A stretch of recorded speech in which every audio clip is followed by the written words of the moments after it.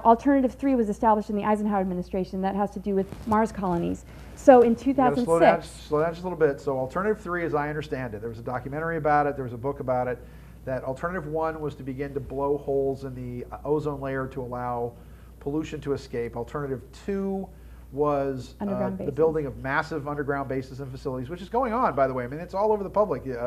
Russia just announced the Yamanatu base outside of Moscow that can act as a massive underground facility. It can hold about 5 million people.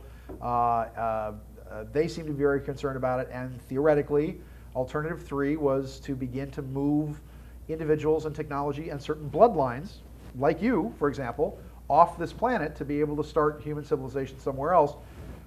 And what were they afraid of happening? Well, supposedly this communication came in from the Zetas, from the Greys, and it was a bit of a hoax, sort of, saying that we wouldn't survive past the year 2000, which actually we have. And yeah, imagine that. Yeah, and the implementation of this was in order to protect the human genome. Now, in my intuition and what I was prepared for as a child was really lighting up during this time of the recruitment, because I knew that I was here to protect Mother Earth, to serve Mother Earth, and that my whole path was connected to the Venus transit, and the last place I need to be was Mars to be doing this. So by the time that rolled around, they really didn't have a whole lot to go on because I was already very strong in my mission, but instead of telling me the truth about it all, they sort of weaseled me into it. Now what happened was, in 2006, I met a partner, actually, the chemistry of meeting a partner. I met him at a festival and we formed a relationship, and it was just natural and it just seemed normal. And then he would go to these secret meetings when I was in DC. He would come visit me in Washington because I had just moved there, and he was going off to these meetings, but it was very secretive. And I would just ask, what is this all about? And I wasn't allowed to speak about it, but as I was being told stuff, I was told to be quiet, and it had to do with going to Mars. It had to do with looking glass technologies. It had to do with something called the Orion's Cube, and all these different terms that I'd never heard before.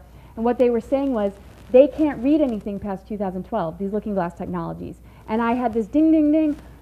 The fifth sun in the Aztec calendar is very similar. They don't know what's going to happen after it. And that's when I sort of took the reins and said, you know what, I'm a creative being, and I'm not going to be controlled about what the future is going to be. I know what kind of future I want, and we need to take care of Mother Earth before we go anyplace else. So I had absolute and total refusal about going. And what happened from there was I discovered about 6 months into the relationship that he had been sent to this festival to specifically find me. To target you. To target me, and we did not meet in the normal way like I thought. He was actually an agent connected to the CIA, connected to a secret group that I could actually disclose the name of. It's connected to the Aviary. That was using you also, you were romantically involved, I guess? Yeah, well, I was engaged to him, and so I lived with him, and when I found out that he was sent to find me, that was a big shocker, but before that I had had a dream. Let's get back to Mars. What's the agenda of putting people on Mars? Basically, it's part of the New World Order agenda as far as I'm concerned, because when I was being asked to go, and it was more in a forceful way because I wasn't given, the details about what's actually happening there. You weren't really given a choice. It was like, you're an Eisenhower, you're a bloodline, we're interested in that bloodline. And they said, if you don't go, we'll kidnap you. So I was like, okay, this is kind of serious. I'm like, this isn't just like, let's go on a date to Bali, let's go to Mars. I was like, this is heavy duty stuff. It's not like you get blindfolded and wake up at Cheesecake Factory for your birthday. Right. It's like, we're on another planet. Let's go see the face again on Mars with the children. So I started to research the names that were in these secret meetings because all of it was very secretive. I said, okay, well, who are these people? I wrote down their names and I started to do research. When I first was doing research, I saw cover occupations. They did not disclose the deeper black ops sort of connection with these people. I didn't give up on researching, and I finally was able to link their names with technologies like HARP, technologies like mind control, technologies like psychotronic weaponry, and artificial telepathy in my labs. So I really was right in backing away from this agenda because they're simulating the very disasters that are causing us to feel like we need to flee to another planet. How do they take people to Mars? How do they get there? Well, there's teleportation, there's different Now things. they actually teleport people between planets? I mean, that's not as easy as most people think. It's not as easy. It must all be connected. It's quantum, stargates, wormhole type thing, and I wasn't a part of those programs with that technology. The kind of things that were going to take us to Mars were called ARCs, A-R-C. Your agenda is that you think that this is all about them saving the human race from some gigantic catastrophe. No, I think that's the hoax, and I think that's what I was being, prepped for. They said, this is for your protection. We want to take you, and you're going to do this. We're going to give you this great role. And that kind of sounded like, what happened with Eisenhower, when we'll give you this great position as president of the United States, or, this is all about something that you should feel good about. And I just had every red flag under the sun because I was very prepared as a child, very strong in my mission.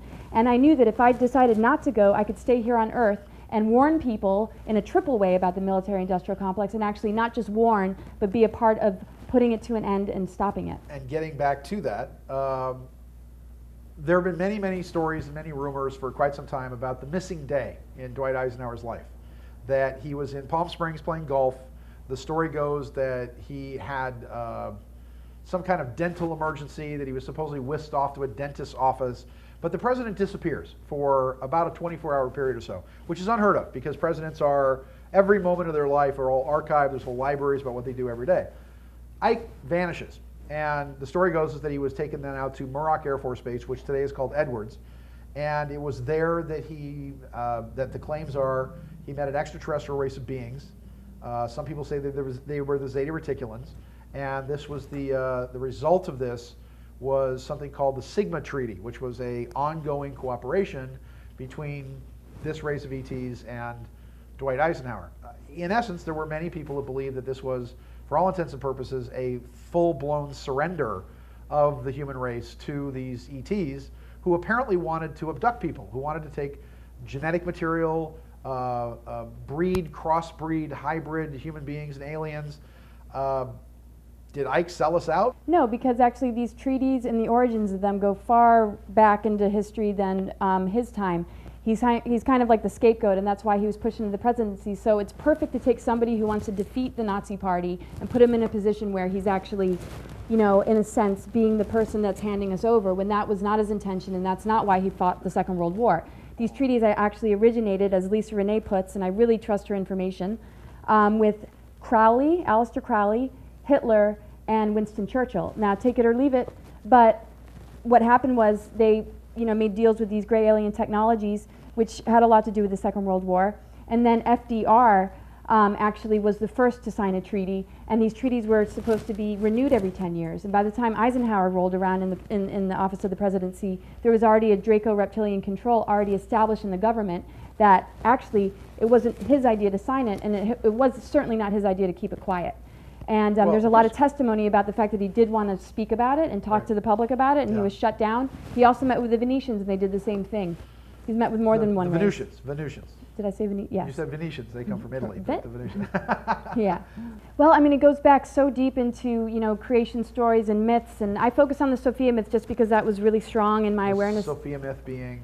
It's connected to the Nag Hammadi, and it's about the goddess energy and how that's actually been very targeted to separate us from nature, to separate us from the divine feminine, and to put us into sort of this control system that's very much like the patriarchal control energy that we see in our culture, in our society, with the imbalance of the masculine and feminine energies. Which was all the symbolism of the opening of the Olympic ceremonies, if you saw it. We're dealing with an organic ascension timeline and these intruder races that are trying to throw us into an artificial timeline. And in a lot of ways, we are already experiencing the artificial timeline. And so this is actually what it really comes down to. A lot of people can't really see how there's a connection between extraterrestrials, military-industrial complex, and mythology and things connected to the goddess energy. A lot of people like to blow it off as some new age religion stuff, and this is actually very ancient. These stories are very ancient. It connects to a lot of the things that we grew up learning about Hades and Persephone and just the whole abduction into the underworld. And so the journey that I went on as a child, that I was launched on, was very similar to going into the underworld and going into hell. My purpose and my mission there was to purify it and bring it back to the mother, because the womb of the mother is the underworld. It's become hell because of all the controls that are there. And in order to purify it and to bring it back to what it really is to bust through those gatekeepers and go on that journey of the dark night of the soul. Actually, this one was like the dark night of Gaia, which lasted about 20 years for me. And it was to bust through those gatekeepers, bust through the Mars recruiters, and bust through all these control forces so that we could keep this natural Stargate opening so that we could protect the ascension timeline. And that's what it really all connects to. There's a major, major control system that's trying to stop our connection with nature and the goddess energy. And it's within men as well. This is not about women taking over. It's about a cosmic energy on a feminine level, which has to do with the birthing energies. It has to do with the restoration, regeneration energies that can restore our planet. But I'm pretty sure that loss of control is the biggest thing that terrifies the military. and How do they lose control? Well, that's why 2012 is such a big target date. That's the year they wanted me to be on Mars, is because they can't read anything beyond this year. And the reason is because the frequency that we are able to reach is not detectable by these technologies, because these technologies run at a lower frequency. So I, first of all, don't have any role models. I've gone deep with